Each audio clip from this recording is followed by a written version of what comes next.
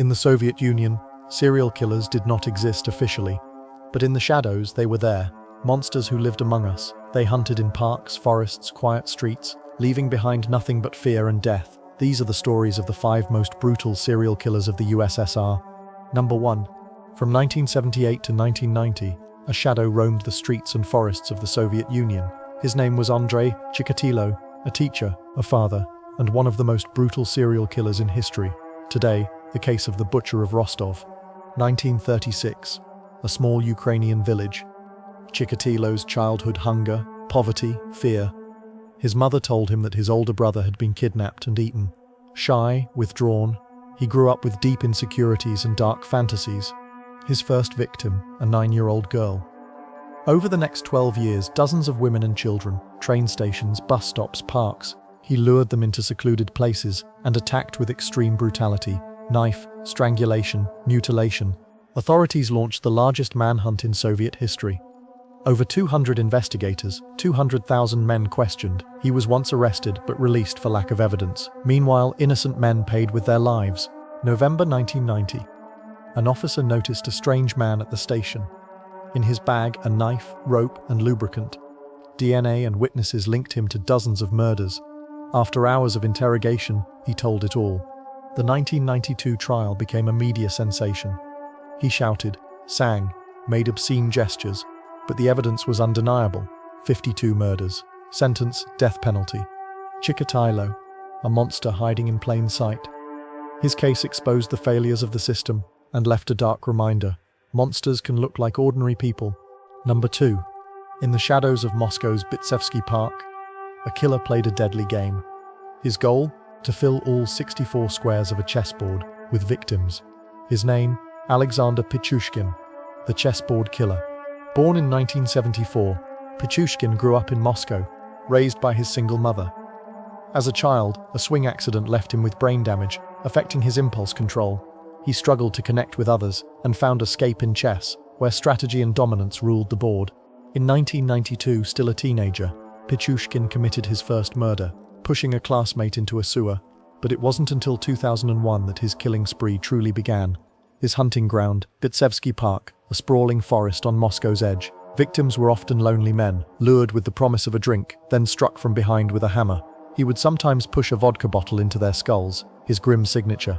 As bodies surfaced, often in wells or hidden under leaves, panic spread through the city. Detectives suspected a serial killer, but the park's vast size made him a ghost in the trees. His victim count climbed: 10, 20, 30, each one another square filled on his chessboard.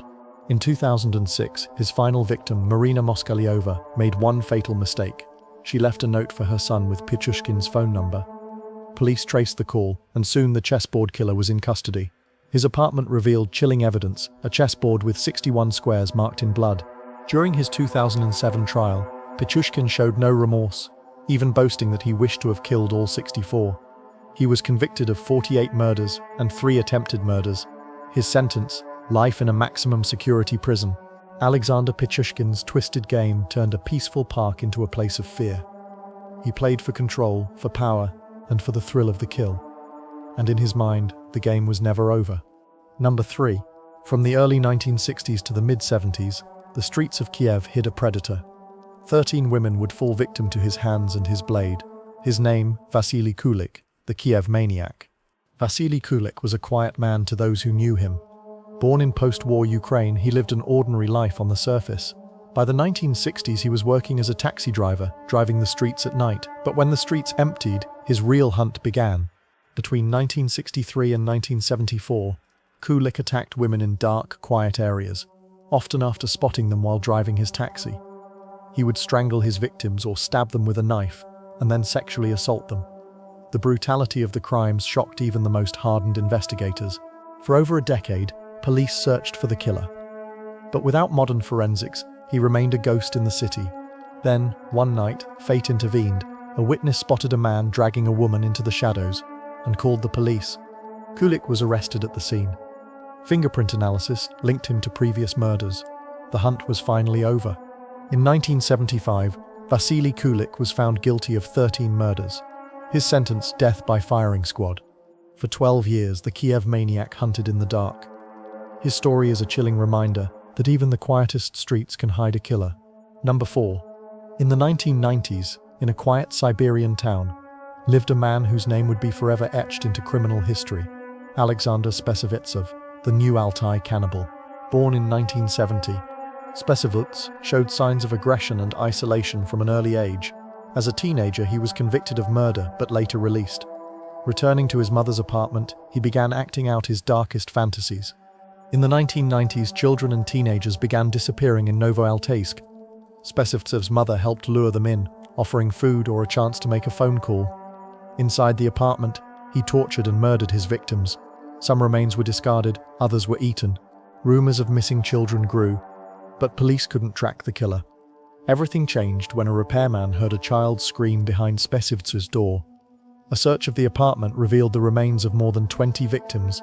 Psychiatrists declared Spesivetsov criminally insane. He was committed to a high-security psychiatric facility, where he remains to this day.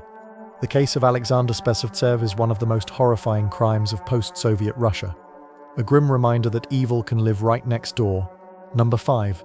From the early 1970s to the mid-80s, a killer stalked the Vitebsk region. More than 30 women would fall victim to his hands. His name, Gennady Mikasevich, the Vitebsk Strangler. Born in 1947 in a small village near Vitebsk, Mikasevich served in the army before becoming a truck driver. To his neighbors, he was a respected citizen, an activist, even joining volunteer patrols to hunt himself. From 1971 to 1985, he targeted women walking along rural roads. He strangled them, sometimes using a knife. Many victims were sexually assaulted. His brutality and ability to vanish into everyday life made him nearly impossible to catch.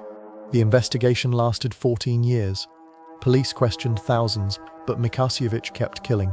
Everything changed when authorities began systematically checking all vehicle owners. In his car, they found belongings of murdered women.